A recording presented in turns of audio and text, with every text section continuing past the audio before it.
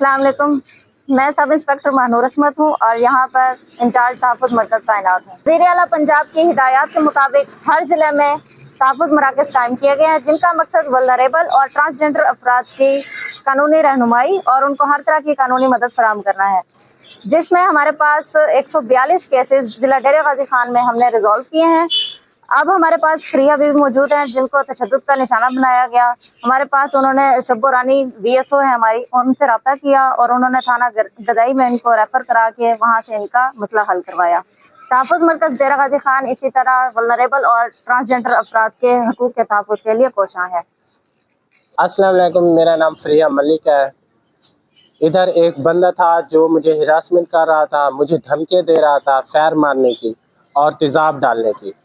तो मेरा रब्ता VSO शब्बो रानी से हुआ। मैं इसके पास आई, इसे सारा मसला बताया, इन्होंने मेरी दरख्वास्त लिखी। फिर उसके बाद इन्होंने मुझे गदाई थाने में भेजा। उधर मैं गई, उधर मेरा मसला हल हो गया है, उधर हमारा राज़ीनामा हो गया है।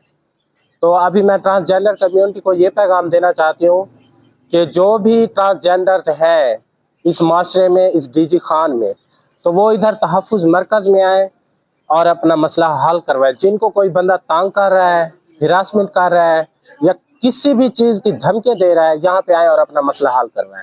और मैं इन पूरी तहफ़्फ़ुज़ मरकज़ की टीम से ना बहुत ज़्यादा कंफर्टेबल हूँ, जिन्होंने मेरा इतना ताउन किया है, इतना मेरी मदद की है इस काम में। Thank you so much.